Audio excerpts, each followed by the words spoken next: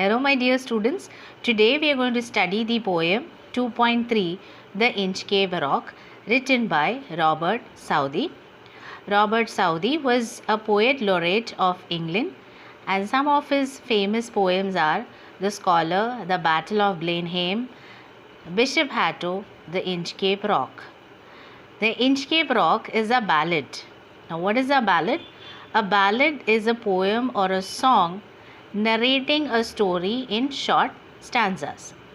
So, the Inchcape Rock is a legendary folk tale about the Inchcape bell that was tied by Abbot of Aberbrothock to the rock so that they could save the sailors from shipwreck.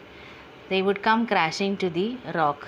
Okay, so this was the kind work done by the abbot.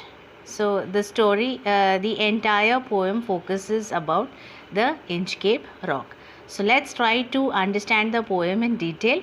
I am referring to page 104 of the textbook. The Inchcape Rock. No stir in the air, no stir in the sea. The ship was as still as she could be. Her sails from heaven received no motion. Her keel was steady in the ocean.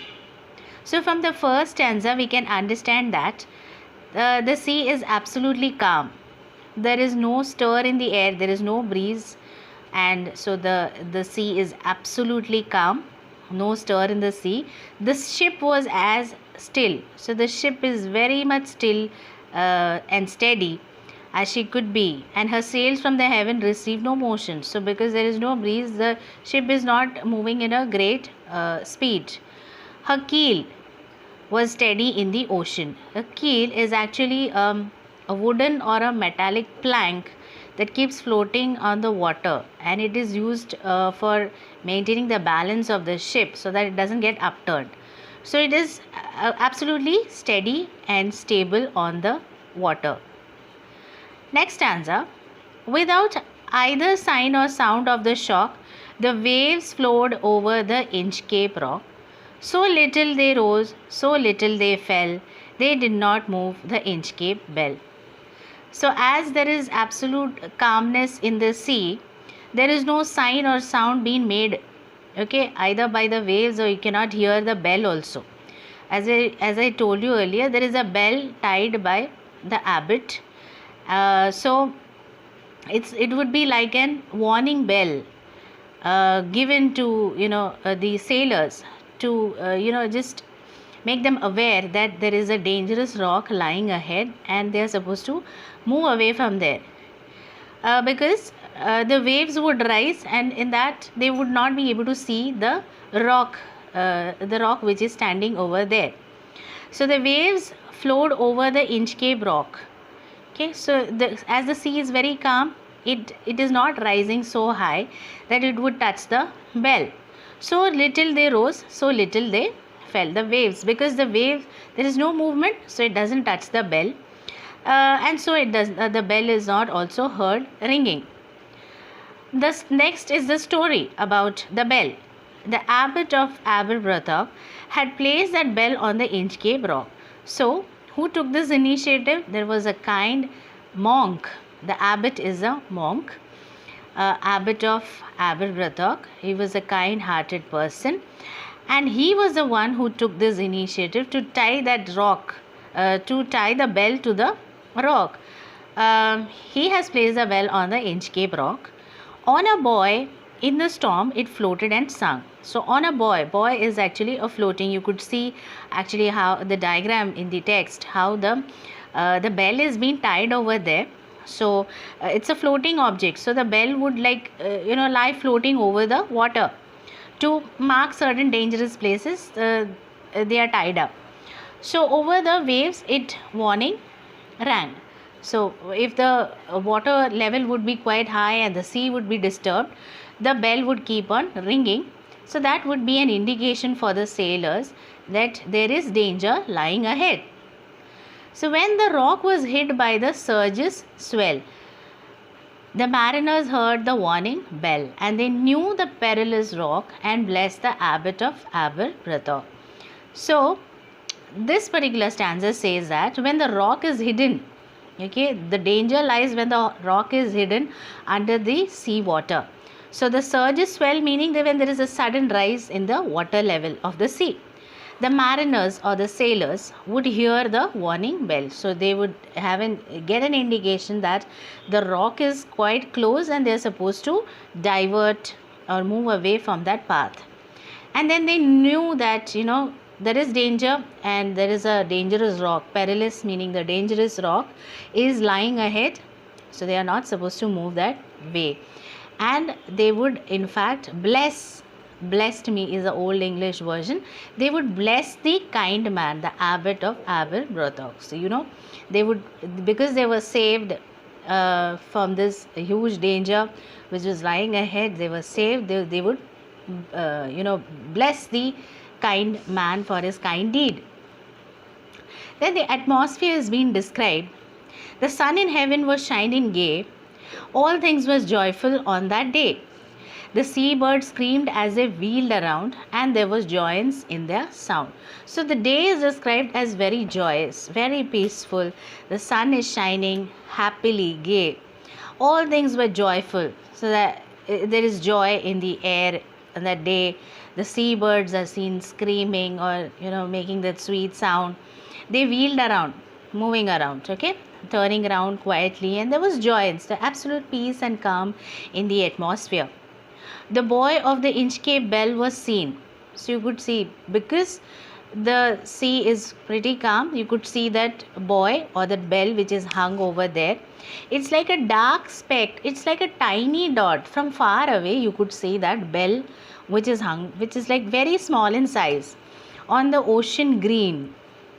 Sir Ralph the rover, so he is a pirate and he walked over his deck. He is walking to and fro on the deck, and he fixed his eye on the darker speck.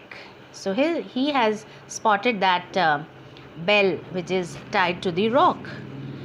Now he is described, his mood is being described. He felt the cheering power of the spring. So on that bright sunny morning, the pirate is passing through that way, and from a distance he has seen that bell which is tied over there. He is in a very cheerful mood. Okay, it made him whistle, it made him sing. His heart was mirthful to excess. Mirthful meaning excessively happy, too much happy. Although he is very happy, there is something wicked. There is something wicked and cunning going on in his mind. His heart was mirthful to excess, but the rover's mirth was wickedness. So although his exterior, on the outer appearance, he appeared very happy, but inside something dangerous planning was going on in his mind. So moving on to the next stanza. His eye was on the Inchcape float. Quoth he, my men, put out the boat and row me to the Inchcape rock, and I will plague the abbot of Aberbrothok. So in these lines, you come to know that Ralph the rover has his eyes all over the Inchcape bell. And so now a wicked and a cunning plan has come to his mind. That's why he has ordered, quoth he. So he has ordered his men to put out the boat. So the ship is a little far away from the rock. So to move closer to the rock, they have put down a small boat. So row me to the Inchcape rock, and I will plague the abbot of Aberbrothok. So you see that he was so jealous of abbot that always all the sailors used to bless abbot for his good deed. He wanted that they should curse him from now onwards. So here it is the work of the Satan, that has made a plan in his mind to go for such a sinful act. So as the order, the next stanza, what happens is the boat is lowered and the boatmen row, and to the Inchcape rock they go. Sir Ralph went over from the boat, and he cut the bell from the Inchcape float.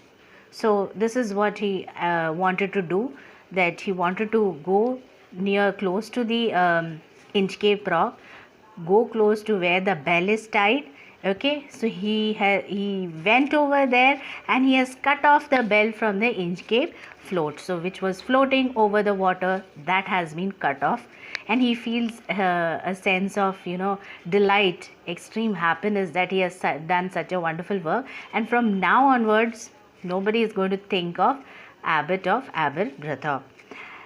What happens next? Down sunk the bell with a gurgling sound. The bubbles rose and burst around. Quoth Sir Ralph, the next who comes to rock won't bless the Abbot of Aberbrothock. So the bell has gone down. He cut off the bell.